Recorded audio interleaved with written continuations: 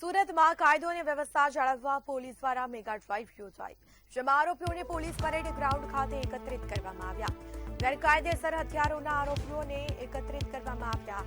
1000થી વધુ રેઢા આરોપીઓને ગ્રાઉન્ડ ખાતે લવાયા। પોલીસ ઉચ્ચ અધિકારી નાયબ કલેક્ટર રહ્યા હાજર। આગામી સમયમાં ગુનાખોરી છોડવા અપાઈ ચેતવણી। સુરત શહેરના આરોપીઓને કાયદામાં લાવવા માટે સુરત શહેર પોલીસ એસઓજી ક્રાઇમ બ્રાન્ચ છે તે ફિલ્ડ પર ઉતરીને ખાસ કરીને જે પણ હિસ્ટ્રી સીટર આરોપીઓ છે એને દર દબોચી લાવવામાં આવશે। ખાસ કરીને 1700 જેટલા આરોપીઓ છે એને પરેડ કરવામાં આવશે। આપણી જોડે એડિશનલ સીપી બલરામ મીના સાહેબ તેમની જોડે વાત કરશું। સાહેબ, ટોટલ જે આરોપીઓ છે કયા કયા વિસ્તારમાંથી આવ્યા છે, કેટલા છે ને શું આવી એ લોકોની કારણ? આ તમામ આરોપીઓ સિટીના અલગ અલગ તમામ ઝોનની અંદરમાંથી લેવામાં આવ્યા છે। સિટીના તમામ વિસ્તારોમાંથી છે, તમામ 36 પોલીસ સ્ટેશનોના છે। અને છેલ્લા 1.5 મહિનામાં અમે જે અલગ અલગ રીતે કોમ્બિંગ ઓપરેશન્સ, વ્હીકલ ચેકિંગ અને શંકાસ્પદ ઇસમો, લડીપાર ઇસમો, વ્હીકલ ચેકિંગ કરવાવાળા તમામ જે વ્હીકલ ચેકિંગ દરમિયાન જે ઝડપાયેલા ઇસમો તમામને વિરુદ્ધમાં કાર્યવાહી કરી હતી। આજે સામૂહિક રૂપથી આ લોકોને બોલાવીને અટકાયતી પગલાંની કામગીરી અને સાથે સાથે એક સ્પષ્ટ અને કડક સંદેશ આપવા માટે એ લોકોને બોલાવવામાં આવ્યું હતું અહીંયા। અને આજે એ લોકોના પ્રિવેન્ટિવ એક્શન પણ લેવાશે। આ લોકોને સૂચના પણ આપવામાં આવી છે કડક ભાષામાં કે ભવિષ્યમાં આવી કોઈ પણ ક્રિમિનલ એક્ટિવિટીમાં આવે ઝડપાયા તેમના વિરુદ્ધમાં હજુ કડક એક્શન લેવામાં આવશે। આજે આમાં ઘણા એવા હશે જેમાં ફર્સ્ટ ટાઈમર હશે, જેનાથી કોઈ ક્રાઇમ થઈ ગયો હોય તો બીજી વખત આ ક્રાઇમમાં ના જોડાય અને બીજી વખત અગર પકડાયા તો પછી ઓર વધુ એક્શન લેવાશે એવી સ્પષ્ટ સૂચના આપવામાં આવી છે।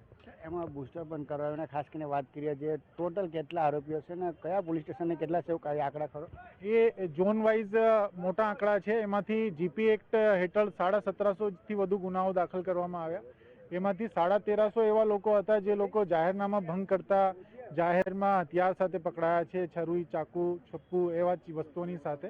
એટલે એ લોકોને વિરુદ્ધ તો strict to strict action already લેવામાં આવી ગયું છે। છતાં જે લોકોના એમાં બાકી લોકો જો પકડાયા હતા એ લોકોના જામીન નહીં થયા હોય તો એ લોકોના આજે જામીન લેવા માટે કલેક્ટર સાહેબને રિક્વેસ્ટ કરી અને અહીંયા વધારાના એક્ઝિક્યુટિવ મેજિસ્ટ્રેટ રાખવામાં આવ્યા છે અને એ લોકોને અહીંયા આપણે જામીનની કામગીરી કરાવવામાં આવશે। સાહેબ, ખાસ કરીને આરોપીઓને એમ પણ કહેવામાં આવે કાયદા મળ્યો તો ફાયદા મળ્યો છે, કેમ હવે શું લાગે છે સાહેબ આ લોકો જે છે કયા હિસાબથી રહેશે?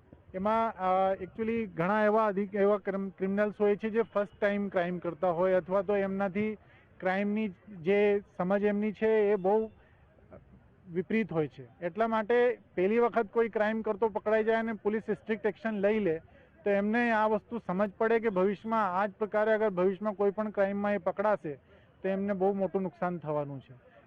એના જે ડોજર સ્કૂલ છે એના પ્રમાણે એમના અલગ અલગ પ્રકારની ટેક કરવામાં આવ્યા, તડીપાર ખોલવામાં આવે, એમના એસટી શીટ ખોલવામાં આવે તો પછી એના જીવન ઓર વધારે પડતું કઠિન બનશે। એ વસ્તુની જ એને સ્પષ્ટ સૂચના છે કે આજે અગર તમે કાયદામાં રહેશો તો એક ક્રાઇમ નોંધાયું છે પછી જીવનમાં બીજો ક્રાઇમ ના નોંધાય એ જ તમારા માટે ફાયદાની વાત છે। બિલકુલ, આ બલરામ મીના એડિશનલ સીપી જોઈ શકાય છે જે હિસાબે દરેક ઝોનને જે અધિકારીઓ છે એ બધા આરોપીઓને લઈને આવ્યા છે। જોઈ શકાય છે જે હિસાબ આરોપીઓ છે હસતા મોડે જઈ રહ્યા છે અહીંયા છે, કેમ કે જે આરોપીઓ છે એને અહીંયા બેહાડવામાં આવ્યું હતું, તડકામાં પરેડ કરવામાં આવ્યું, ત્યાર પછી એ લોકોને લઈ જવામાં આવ્યું છે। જે તમામ ઝોનને જે અલગ અલગ પોલીસ સ્ટેશન છે એ તમામ અલગ અલગ પોલીસ સ્ટેશનને આરોપીઓને લાવવામાં આવ્યું છે ને હાલ એ લોકોને અહીંયા સર્વિસ પણ કરવામાં આવી રહ્યું છે। જે હિસાબે વાત કરીએ કે જે આરોપીઓ છે જે આ જ આરોપીઓ છે જે હિસાબે થોડાક દિવસ પહેલાં જે સુરત પોલીસ છે સુરત સિટી છે જે ક્રાઇમમાં નંબર 1 આવી ગયું હતું ને હાલ હવે એ જે પગલાંને લઈને સુરત પોલીસ હોય, એસઓજી હોય, ક્રાઇમ બ્રાન્ચ હોય, બધા તમામ પોલીસ સ્ટેશન છે એ પોલીસ છે આરોપીઓને લાવીને અહીંયા પરેડ કરી રહી છે, સર્વિસ કરી છે। હવે જોવાનું એ રહ્યું કે જે ખાસ કરીને જે સુરત પોલીસને ડરથી કેટલા આરોપીઓ એ છે જે આમાં સેમી જઈ શકે છે, ક્રાઇમ બંધ કરી દેવાના છે। કેમેરામેન શોએબ શેખ સાથે દીપક રામન, TVN ન્યૂઝ, સુરત।